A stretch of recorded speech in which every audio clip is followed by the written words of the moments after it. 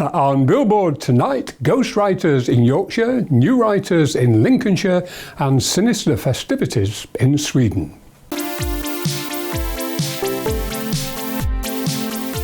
Welcome to Billboard with me, Ted Stanley, for a roundup of theatre, music, art and literature across East Yorkshire and North Lincolnshire. And a special welcome to sculptor and musician Marcus Vigette from Devon, whose time and tide bells punctuate the English coastline, intriguing and inspiring both locals and visitors as they ring out the warning of the dangers of climate change in our coastal communities. Working with local artist Bill Vernon, his latest installation on the beach near Mablethorpe was celebrated at the summer solstice. The bell will toll, not by my hand, but powered by the sea. As proudly it stands upon the sand, it calls to you and me. It tells each one to be aware of what we owe our earth and how each one must take good care and realise its worth. You can see the full story of the time and tide bells in our July programme. In the meantime, more information is available at timeandtidebells.blogspot.com. Further inland, the Market Weighton community players have found a new venue for their summer play, Ghostwriter. Our Yorkshire correspondent, Tony Barker, went to find out more. You got the great time together! I'm going to have to shoot you, Alex. Hey, now come on! This is a comedy ghost story, and it takes place a year after the death of Edward's wife.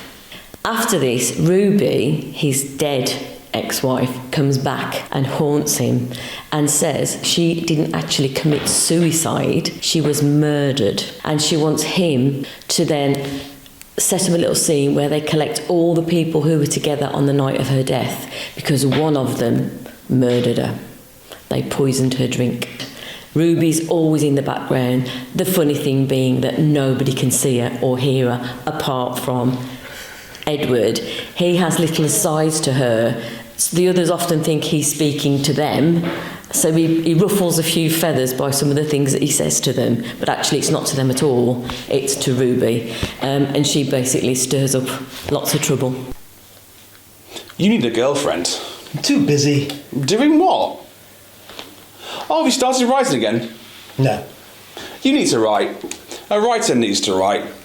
Hey, why don't you knock off a quick comedy thriller or something, just to get the old juices going again?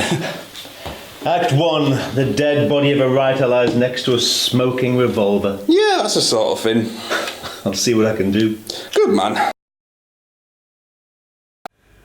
Ghostwriter runs from the 4th to the 6th of July at Shiphampton Thorpe Village Hall. Tickets available from the town centre paper shop or email marketweightoncommunityplayers@gmail.com.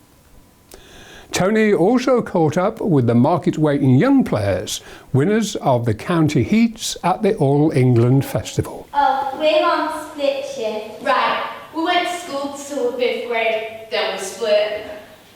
I'm one of the urchins, I'm Crystal, and she's kind of one of Renette's best friends, also like toy in this whole game of like manipulating the people around her. Renette is sort of the lead urchin. She sort of prompts the other two and like directs them into like what direction they're going, and the urchins tend to like push the play along with songs and like dialogue. The progression of the plot is reliant on the urchins because everyone's plots don't interact until they make them. So you see them, they're always in the background, they're always sat watching, judging everything, judging everyone's actions. It ain't bad I never got the vinyls permanently decorated stuff front. You think I need 3 worthless ragamuffins to complete the picture? Aw, we ain't bothering nobody. I'll twist it. No, we're not, Renette.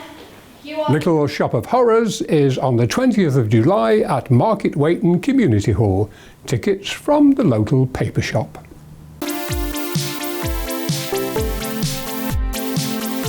Charlotte Bowen is a leading figure in local cultural development, encouraging and inspiring local people to engage in cultural activities.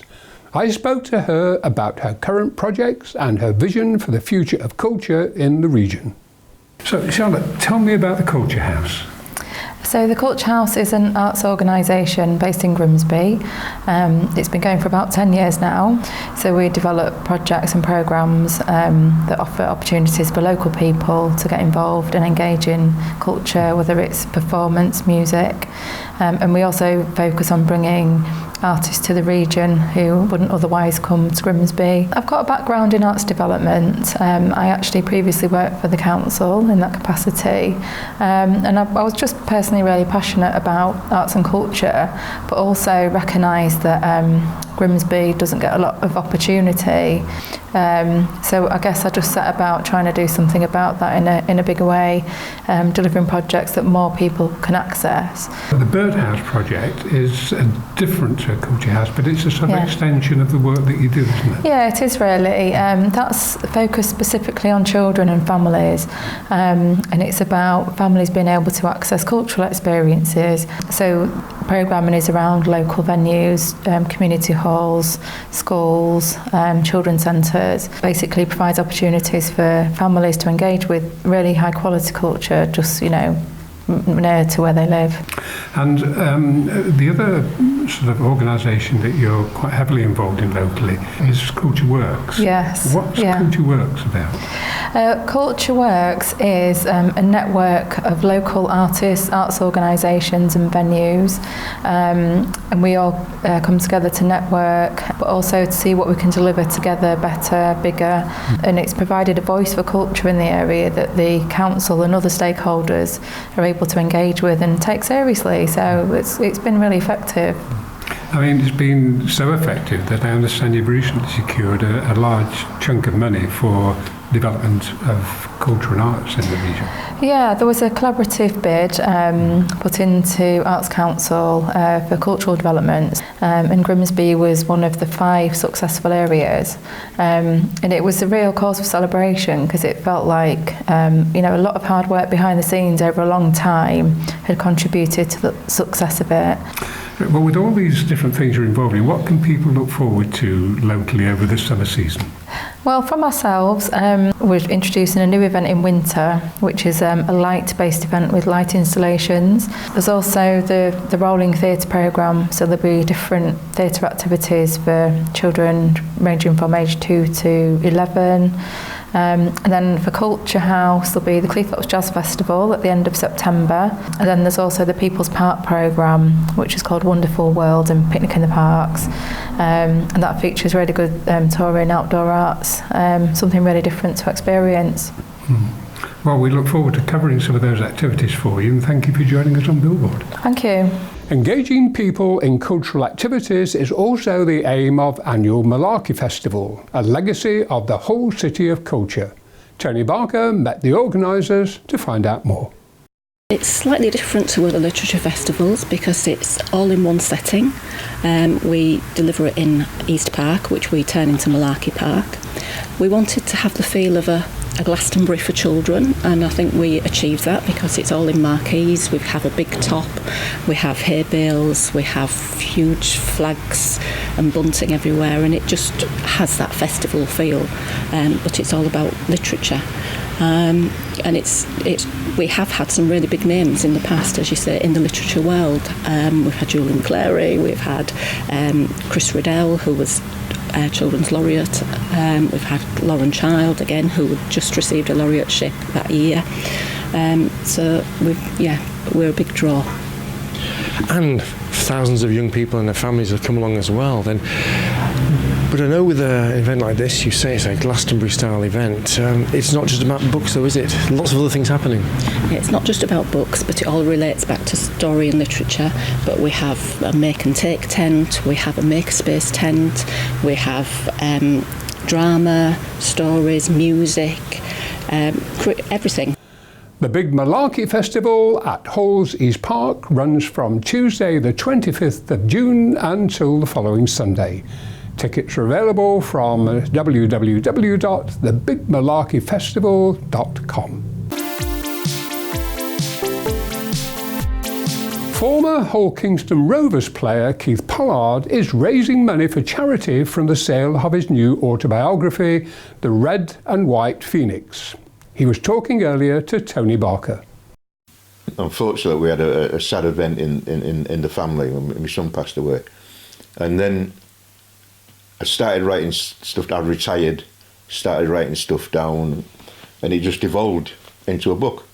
When you say stuff then? Just memories, just things that were in the back of my head, nothing written down anyway, just memories of times and things that have happened in my life. I'd got it put together, and I had 400 and odd pages of A4 size.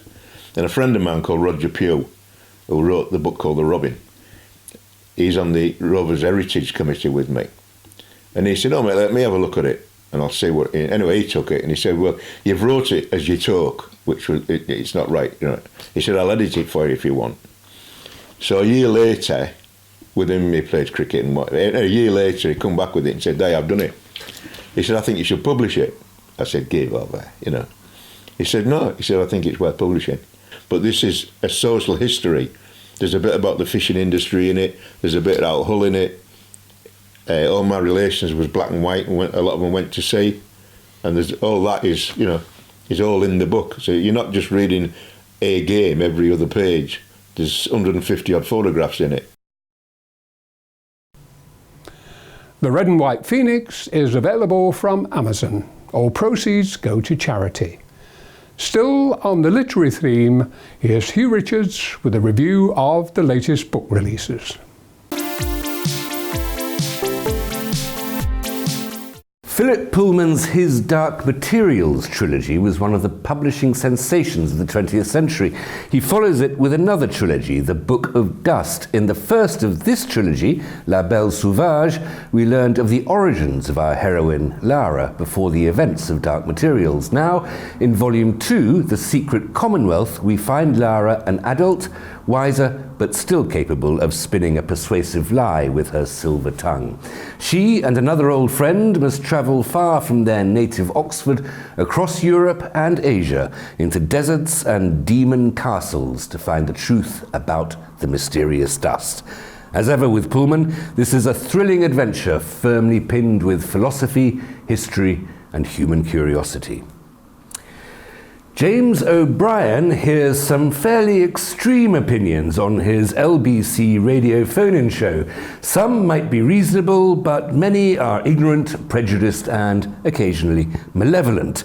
In How to Be Right, he offers an exciting and funny guide to how to talk to people with crazy opinions. He dismantles arguments full of falsehoods, bad logic, and hypocrisy.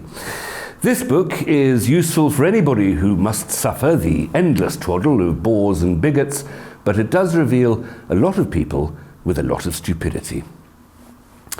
Jill Sims's book, Why Mummy Doesn't Give a Word That I'm Not Going to Broadcast, is a literary contraceptive. If you don't have children, you never will after reading this. Sims tells of her children's horrible behaviour from infancy, sleeplessness, potty training, endless Disney songs, to teenagerhood, constant sleep, bad smells, grunting communication. It's a fictionalised account, I hope, and very funny, unless, presumably, you are one of the Sims kids. Wordy is an anthology of journalism from Simon Sharma, one of the most prolific historians working today, a professor, a political and artistic chronicler, television presenter and journalist. His opinions are eloquent, sharp, and almost always surprising. Now he has collected 50 essays from the last 40 years, previously published in The Times, The Guardian, The New Yorker, Harper's Bazaar and Rolling Stone magazine. They cover any subject he can imagine, from blues music and the history of the colour blue to art, acting, autobiography and politics. He'll make you angry, happy and always much better informed.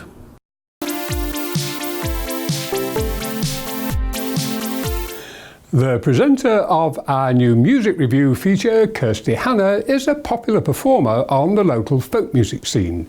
I caught up with her before the show to chat about her musical interests.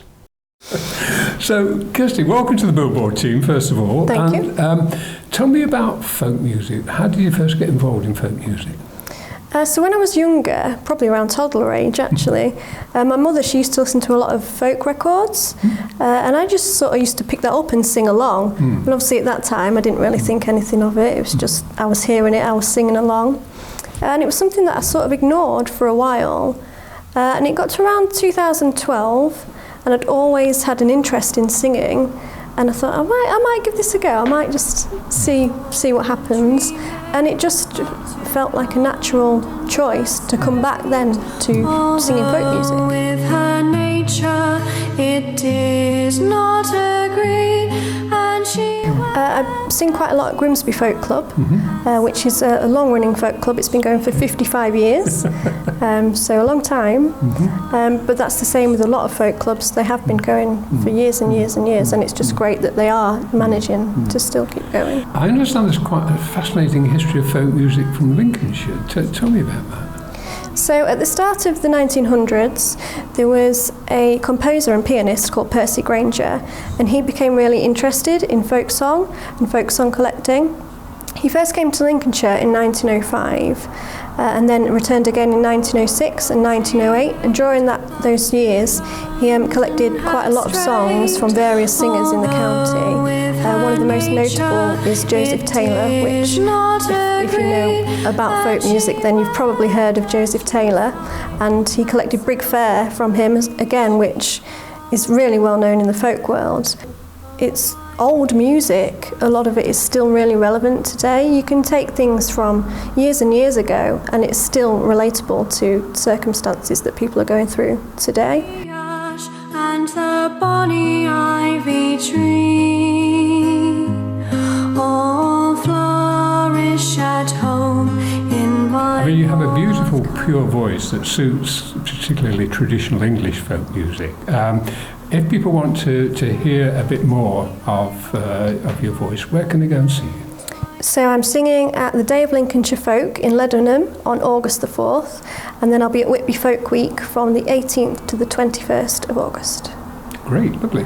Well, it's been great having a chat with you, and we look forward to seeing your music reviews each month. the oak and the ash and the More bonny from Kirsty ivy later in the show, plus Ethan Hawkes in Film Review and the latest art and theatre news from Janine Reader. my north country.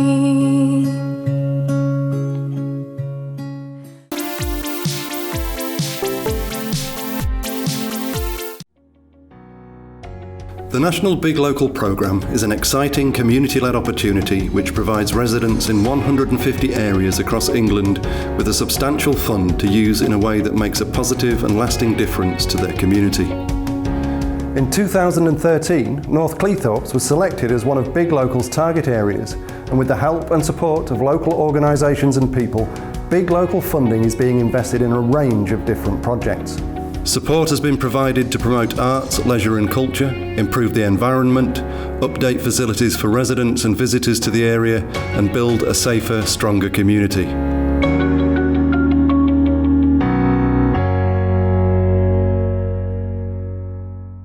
The Big Local Trust, which continues until 2024, has a number of new projects currently in the pipeline, including a dedicated TV channel featuring Cleethorpes and its people.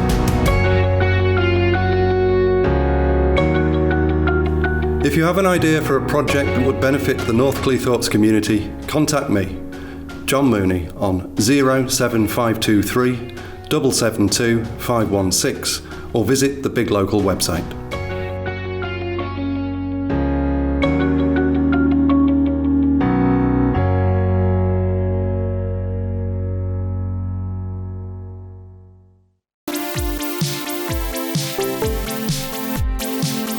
Coming up on tonight's show, Ed Sheeran in Grimsby and Rod Stewart in Scunthorpe. But first, a review of the latest film releases chosen by film critic Paul Lewis.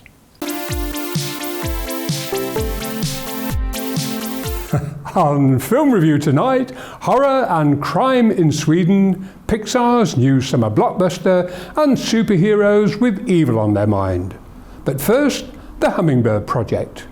Canadian writer-director Kim Bowen skillfully negotiates the script to tell the story of two finance geeks trying to outwit Wall Street by building their own faster fibre optic tunnel from Kansas City to the New York Stock Exchange. What could possibly go wrong? Somebody rigged our network. Champion!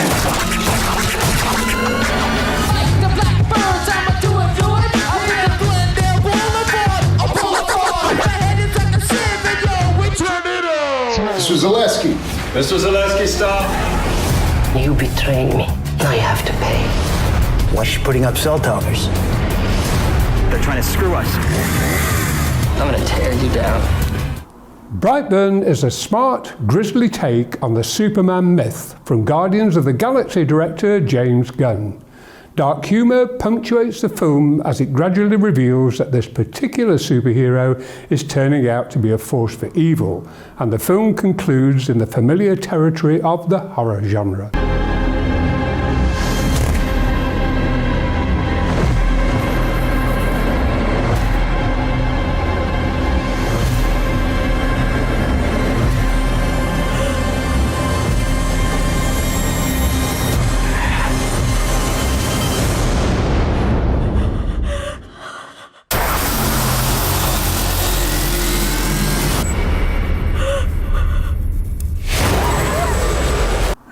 The Captor, written and directed by Robert Boudreau and starring Ethan Hawke, is a stylish, fast-paced, fun and frantic crime-caper based on the observed but true story of the 1973 bank heist when hostages bond with their captors and turn against the authorities, a phenomenon now known as the Stockholm Syndrome. Turn that off! God damn it! All of Sweden would like to know, what is it like being stuck in there with those criminals? It's not too bad. He let me go. He didn't have to. You and the others will survive, and I can go home. You're unbelievably brave, you know. And you feel it, sun shining. In director Ari Aster's Midsummer, a young American couple's carefree summer holiday in a land of eternal sunlight takes a sinister turn when the insular inhabitants of a remote Swedish village invite their guests to partake in the festivities. I don't know why you invited us. That's why you look so guilty right now, because you know. We only do this every 90 years.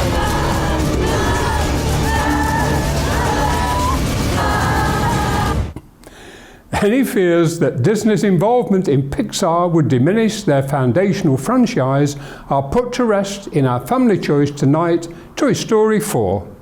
The familiar mixture of wit, imagination and magic combined with Woody, Buzz and the rest of the gang to ensure this is a highly enjoyable summer blockbuster. We're going home, Forky! Spy, I'm coming! On my way, Woody! To infinity and beyond!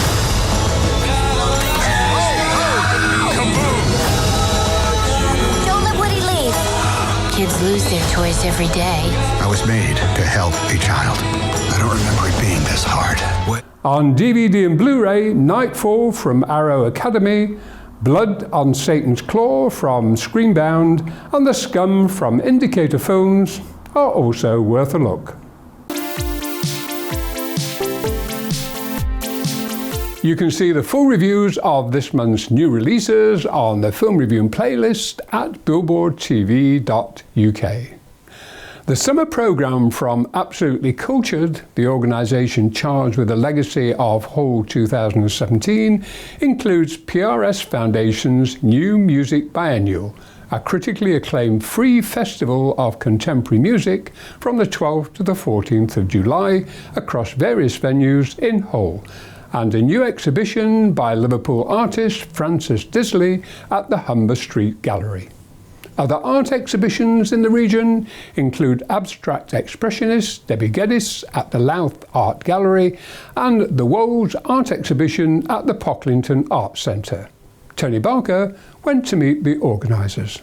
And we're really, really pleased that what we have here is a selection of work from artists who are known to us and maybe have exhibited here before, but also a large portion of artists who we've never met before, never engaged with, and now are getting to show off their work here at the Arts Centre. The Society's been in existence for about 4 years, and this is our first go at putting on an exhibition for ourselves. We were encouraged to do so by the staff of Bockleton Arts Centre, and we've had a lot of help from them in setting up, and one of our members, Tim Nicholson, did all of the printing, and so we're particularly proud of this exhibition. It's here for 2 months, so all the way up until the 8th of August. You can come and see it any time during opening hours. Looking at the range around here, it looks like from all sorts, from people to landscapes. Is that what you wanted? That's exactly what we wanted, yes. We have photography, we have sculpture, we have textiles, watercolour, acrylics, all different kinds of things, and that's really what we wanted, is to just show off the range of artistic talent here in the Yorkshire Wall. The exhibitions run until the 7th of August and admission is free. Now here's Kirsty Hanna with her review of live music from around the region. So guys, the full Ed Sheeran experience comes to the Yardbirds Rock Club in Grimsby on Friday the 28th of June as incredible impersonator Jack Shepherd performs his tribute to the star. You can experience a journey through the year of folk dance with a showcase of music, image and spoken word when Will Pound brings his show Through the Seasons to the Ropery Hall in Barton on Saturday the 29th of June.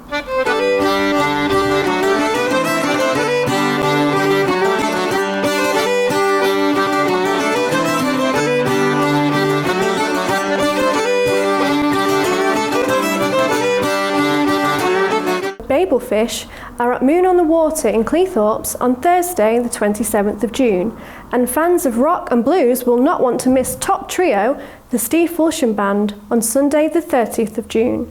Expect a sparkling mix of gems from the past and their own compositions. On Friday the 5th of July, the Blue Room in Lincoln will be hosting the Abstract Orchestra, an all-star hip-hop big band made of the finest musicians in the UK.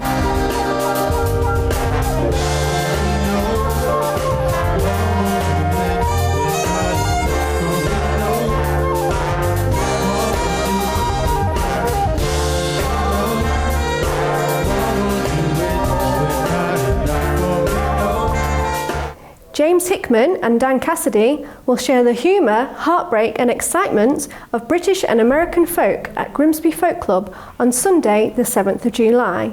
And on Sunday the 14th of July, audiences can hear two beautiful voices together as renowned mother-daughter duo Chris and Kelly Weil take to the stage. And finally guys, the UK's ultimate tribute to Coldplay returns to O'Reilly's in Hull on Friday the 12th of July. And on Friday the 19th of July, Dublin four-piece Lankum promise to provide dark, mysterious and transcendental folk when they perform at the city's new Adelphi Club. We always sing, even when we're losing, 'cause Dublin's drawn us hard enough, especially when you're down and you're bruising.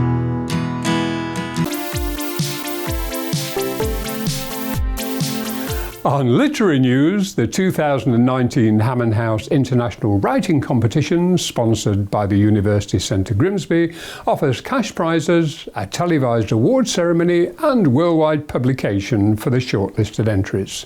Categories include poetry, short stories, screenplays and, new this year, theatre scripts in association with Breakwater Theatre Company. Full details and entries at hammondhousepublishing.com. If you're interested in joining or forming a writers' group, help is available from the Literary Lonely Project, funded by the National Lottery Community Fund. Literary Lonely has been set up in different areas of North East Lincolnshire for people who've got an interest in writing but just also a bit lonely and have been doing it on their own, want to get together, form some little groups to support each other learn new skills within their writing.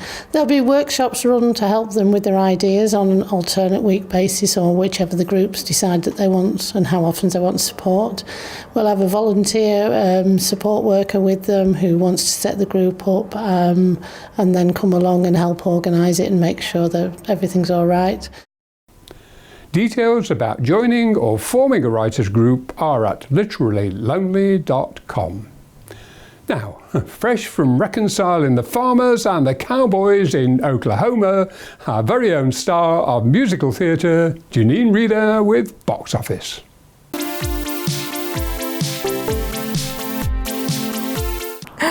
At the Riverhead Theatre in Louth, you can see the New London Opera Group's production of The Mikado from Thursday the 27th to Saturday the 29th of June. And on the 13th of July, West End meets Broadway in a musical extravaganza of your favourite show songs, including some local musical theatre stars that you might recognise. The Sound of Music, staged by One-Off Productions, can be heard at Hull Truck Theatre from Tuesday the 24th to Saturday the 29th of June. And on Wednesday the 3rd of July, All About Eve, starring Gillian Anderson, is screened live from the National Theatre.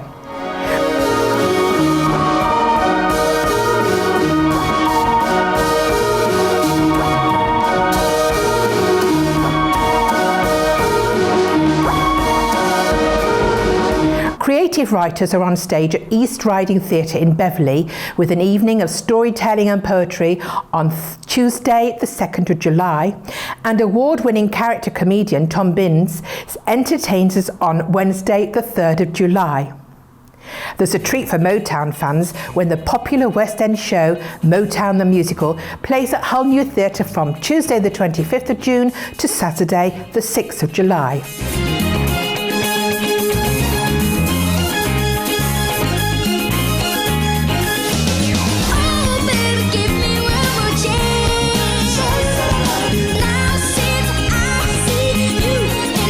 Adult Panto, Roman Romp, is at the Plowright Theatre in Scunthorpe on Thursday the 27th of June. And at the Baths Hall, Paul Metcalf stars in the Rod Stewart story Some Guys Have All the Luck on Friday the 12th of July. Wake up, Maggie, I think I've got something to say to you. Well, that's almost all for this month's show. You can keep up to date with the latest entertainment news on our Facebook page, and to make sure you don't miss any of our programmes, click the subscribe button below or go to www.billboardtv.uk.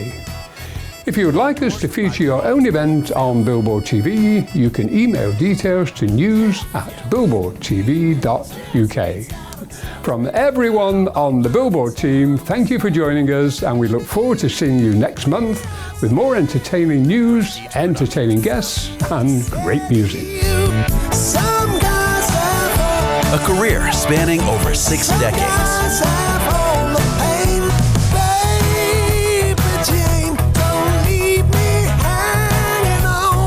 Over 60 UK hits.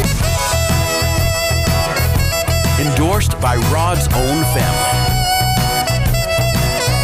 If you really need me, just reach out and touch me. Come on, honey, tell me so.